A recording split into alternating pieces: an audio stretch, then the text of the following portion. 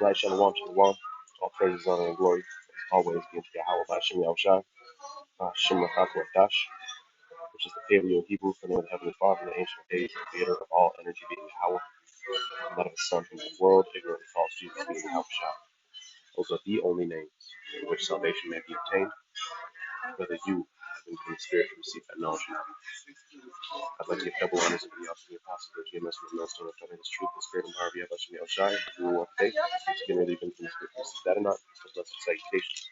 He and he elect the nation of Israel, beginning with 140 and 4,000 prophets, all the way down to the remaining elect of our nation prophesied, to come out of the lies and the deceits of this world and return to the identity and the heritage of who we truly are, man, which is that 12 tribes of Israel. Man, we are not blacks, we are not Hispanics, we are not Native Americans, all right, but we are in fact the gods of this earth, if you will, man, all right?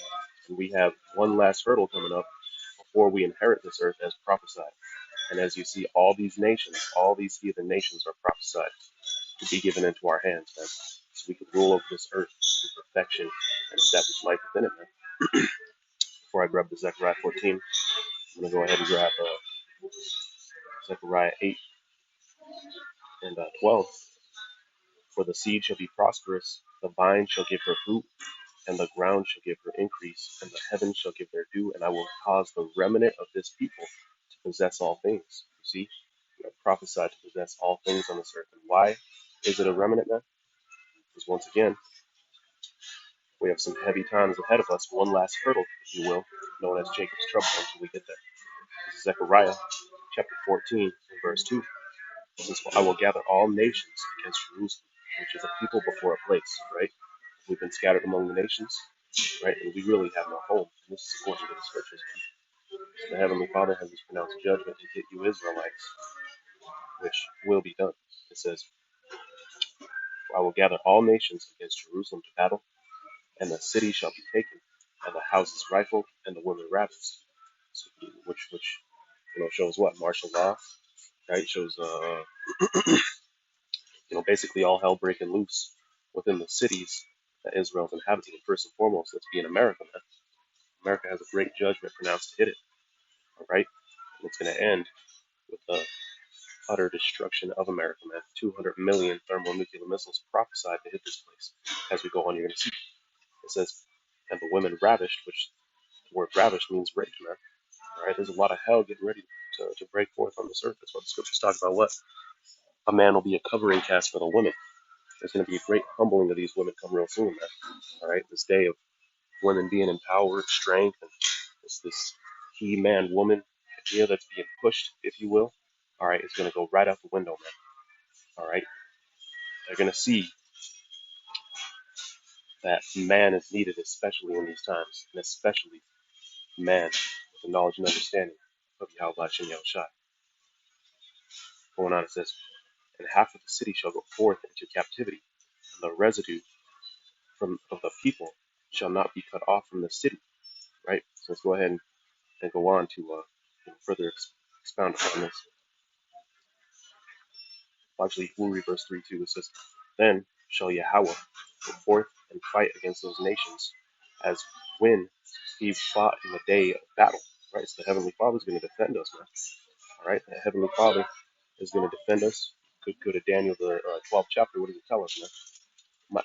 Michael, the archangel, is going to stand up with a shout to defend us against the hands of these heathen nations, and first and foremost, Esau, Edom, man. Caucasus, the so-called white man. All right? The enemy Behold, the of day of the Islam. The enemy of Israel, man. All right? Let me go ahead and jump down to verse 12. It says, "And this shall be the plague wherewith the Lord will smite all the people that have fought against Jerusalem. Their flesh shall consume away while they stand upon their feet. Their eyes shall consume away in their holes, and their tongue shall consume away in their mouth." So you see that, man? What is that describing? Thermonuclear destruction, man. Prophesied all throughout the scriptures. Again, namely 200 million nuclear missiles prophesied to hit America, man. This is the plague which the Heavenly Father is going to hit this place, right? So they're going to put us in their hands. As we read here, man, 2/3 is going to be judged, and we're going to go through it as well. But the elect are going to stand firm and overcome. Verse 14 it says, we'll go to verse 16. It says, "It shall come to pass that every one that is left of all the nations which came up against Jerusalem," so after all this judgment takes place, after Jacob's trouble, after the elect stand firm, after they overcome, what will happen? Jerusalem shall, that's like which came up against Jerusalem, all these nations are going to be set in order, man. All these nations are going to be put under the hands of Israel. Let me go ahead and grab a precept. We'll jump back. This is the book of Jeremiah, chapter 45. Oops, lucky. Isaiah, chapter 45, and verse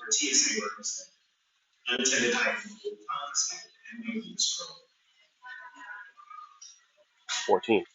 This is, "Thus saith Yahweh, the labor of Egypt, the merchandise of Ethiopia, and the Sabaeans, men of stature, shall come over unto thee, and they shall be thine. They shall come after thee in chains, they shall come over, and they shall fall down unto thee. They shall make supplication unto thee, saying, Surely God is in thee, and there is none else. There is no God." See? So all these heathen nations are going to be put in our head. Why? Because we have been given the blessing of covenant, Heavenly Father, of having the law. See? Why were we given this law? So we could in time establish it on this earth. You see, the Creator created creation. We were given a law to establish life within this creation, which is why, as we read earlier, Zechariah the 8th chapter, 12th verse, the seed, the earth, is going to be made prosperous upon our rule. You see the condition of this world while you see the hand of the wicked ruling in that caucasoid, right? He's caused all manner of flesh to cry out for salvation. You got animals going extinct, polluted air, man. The list goes on and on and on. They've ruled not according to the law of the Creator, but according to their own agenda, man, which has led the world to be in this horrible condition that we are in today. We'll go ahead and jump down to verse 17 and 18. It says, "But Israel shall be saved of the Lord with an everlasting salvation. He shall not be ashamed nor confounded, world without end." You see, Israel will not be a world without end. The earth isn't going to be totally destroyed, but the earth was created, as we're going to read, to be inhabited, which is why it's going to be perfected upon our rule, man. So really, the bettering of this world begins with the change of you Israelites, man. Going on verse 18, it says, "For thus saith Yahweh, that created the heavens. Yahweh himself hath formed the earth and made it. He hath established it. He created it not in vain. He formed it to be inhabited. I am Yahweh, and there is none else." So there you go, man. Let me go ahead and grab Revelation chapter 2, verse 25, verse 26. It says, "And he that overcometh and keepeth my works unto the end," you see, unto the end, "to him," so you have to overcome through this time of Jacob's trouble that we were just reading into, "to him will I give power over the nations." And what are we going to do with these nations? We just read it in the prophecy of Isaiah, 45th chapter. "And he shall rule them with a rod of iron, as the vessels of the potter shall they be broken into shivers, even as I received my Father." So all these heathen nations are going to be given into our hand, and that's when reparations are going to take place, and that's when we're going to put our hands upon this filthy, stinking Caucasoid man, the Caucasian, who has caused all this hell to take place on this earth, man. This is what the prophecy leads to, man, which again is going to cause the earth to be made better, man. The earth to be established in righteousness and none of this filthy madness that the cruel one has set up here in this current society today. Zechariah 14 and 16. "And it shall come to pass that every one that is left of all the nations which came against Jerusalem," so all these nations, after this great judgment takes place, those that are remaining, right? Those that have a remnant from all this death and hell that takes place. What's going to happen to them? We just read it in all these various prophecies, man, right? They're going to be given into our hand, and we're going to rule them with a rod of iron. Going on, it says, "Shall even go up from year to year to worship the King, Yahweh of armies, and to keep the Feast of Tabernacles." So we're going to be taking place in these filthy holidays that they have today that goes back to all kind of madness. They're going to be taking place in the actual holy days, man.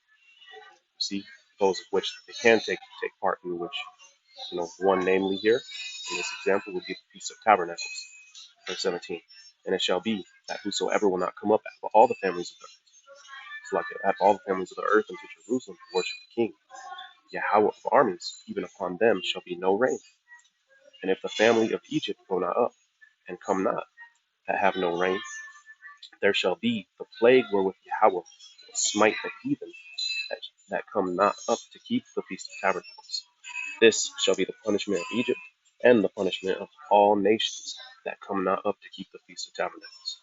So again, this also, debunks this plantation Christianity that we were given upon being colonized and enslaved, right?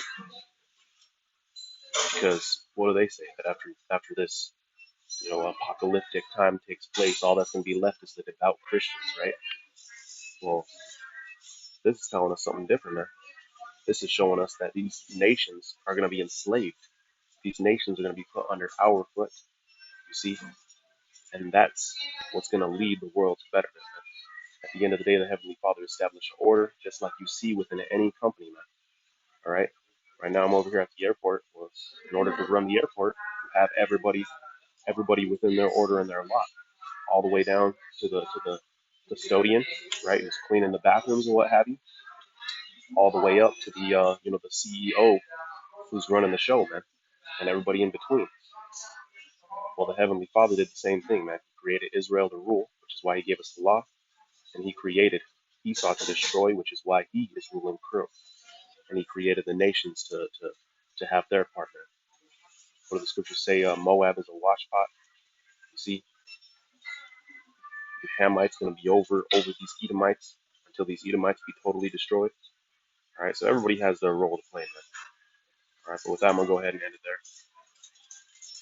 Say call Yahweh Bashim Shaba Hashem Dash, double honors unto the office of the apostles at GMS Grand Millstone, peace and blessed salutations to all you sincere brethren. All right, all you sincere Akim or Akwathium. All right, those of you who are doing the best to humble yourselves down, make the calling of your election sure, man. All right, beginning with the Israelite men, man, 144,000 prophets, man. All right, again, the change begins with you, man. All right, your future inheritors of this earth, man. All right, shalom.